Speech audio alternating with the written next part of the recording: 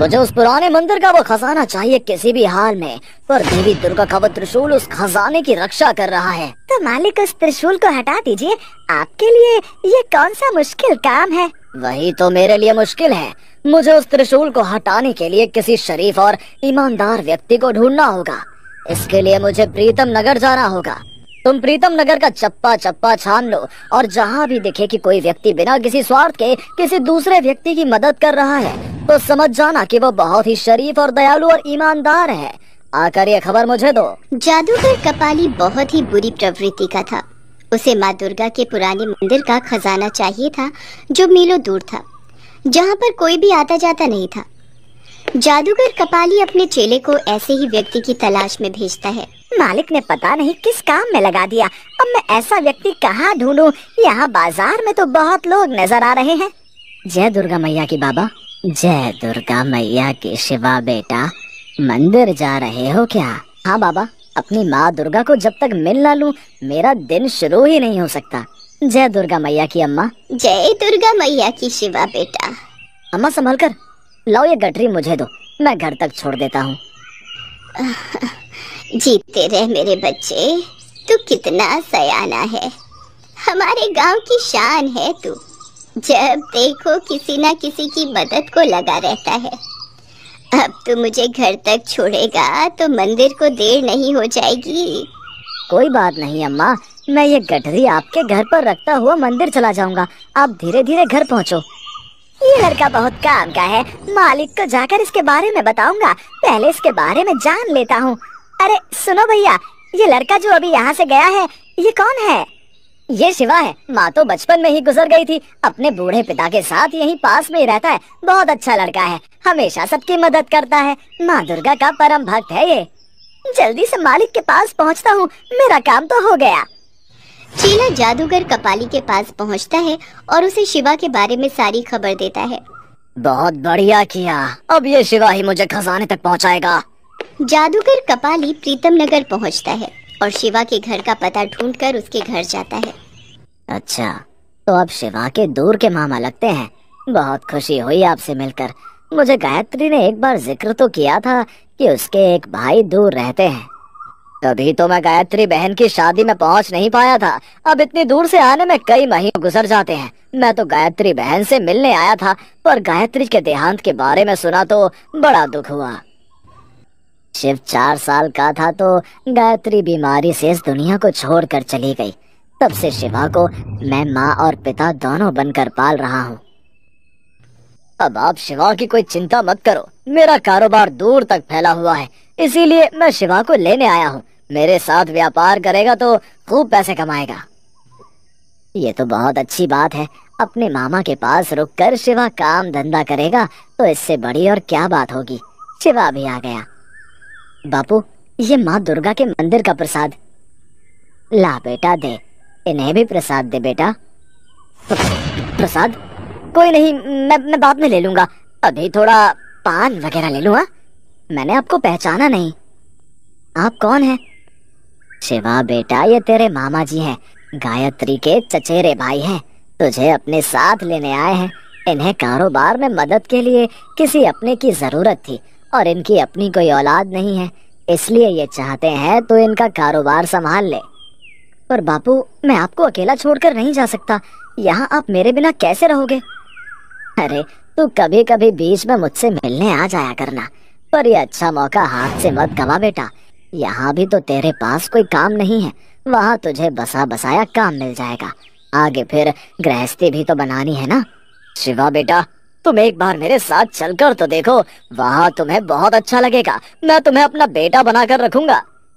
जादूगर कपाली की मीठी मीठी बातों में फंसकर शिवा का पिता उसे भेज देता है। जादूगर कपाली शिवा को जंगलों, पहाड़ों, झरनों के रास्ते घोड़े पर ले जा रहा था। एक घोड़े पर कपाली बैठा था और एक घोड़े पर शिवा।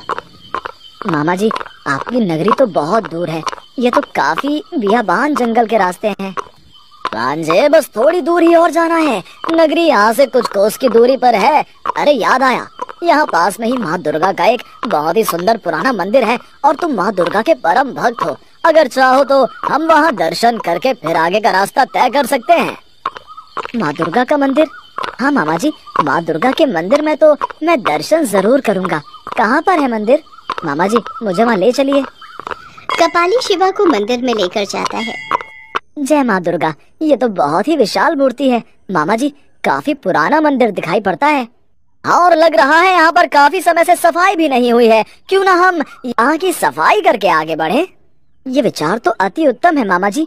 मैं अभी माँ दुर्गा की मूर्ति से सारी धूल हटा देता हूँ। शिवा बेटा, माँ दुर्गा के त्रिशूल को थोड़ा सा उठाकर साफ करो। ठीक है मामा जी। शिवा जैसे ही माँ दुर्गा के त्रिशूल को उठाता है, अचानक से मंदिर हिलने लगता है और बिजली कड़कने लगती है। त्रिशूल के नीचे एक तहखाना था जिसमें से चमकदार रोशनी बाहर आने लगती है।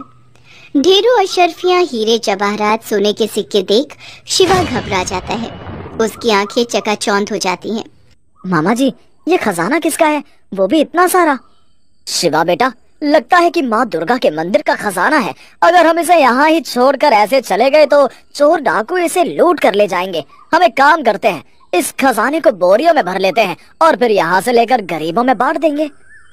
शायद आप ठीक कह रहे हो मामा जी। माँ दुर्गा का आशीर्वाद समझकर हम इस खजाने को ले चलते हैं, गरीबों के काम आ जाएगा। शिवा बेटा, मैं तहखाने में नहीं जा सकता। एक काम करो, तुम बोरियों में भर भर कर खजाना मुझे पकड़ाते रहो, मैं बोरियां घोड़े पर लाद दूंगा।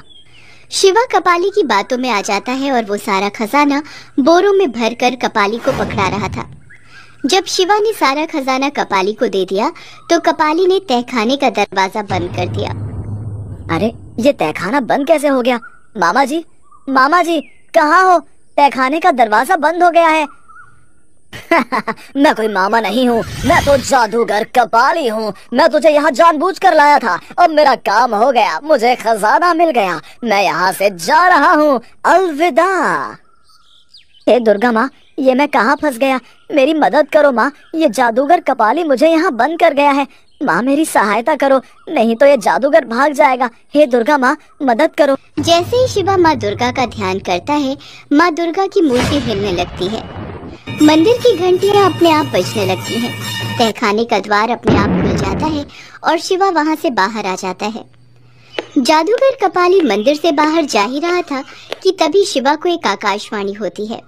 शिवा, इस त्रिशूल की सहायता से जादूगर कपाली का वध करो। इसने मेरे इस खजाने को पाने के लिए बहुत से निर्दोष प्राणियों को मृत्यु के घाट उतारा है। शिवा माँ दुर्गा के त्रिशूल को हाथ में लेता है और जादूगर कपाली के सीने में ठोक देता है। जादूगर कपाली वहीं मर जाता है और उसका शरीर राख बन जाता है। तभी वहाँ देवी दुर्गा प्रकट होती हैं। शिवा, तुम मेरे परम भक्त हो। आज तुमने अत्याचारी जादूगर कपाली का वध करके मेरे मंदिर के इस खजाने को बचाया है। अब इस खजाने को प्रीतम नगर के राजा भान सिंह को सौंप दो। वो गरीबों की सहायता के लिए इस खजाने का उपयोग करेंगे। मेरा आशीर्वाद सदैव तुम्हारे साथ है। शिवा, मेरी कृपा तुम पर बनी रहेगी। माँ दुर्गा, आपके दर्शन करके मैं धन्य हो गया, धन्य हो गया माँ।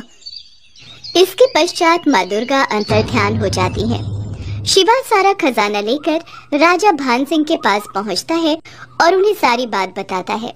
राजा भान सिंह शिवा की ईमानदारी पर बहुत प्रसन्न होते हैं और माँ दुर्गा का आशीर्वाद मानकर सारे खजाने को गरीबों की सहायता में लगा देते हैं।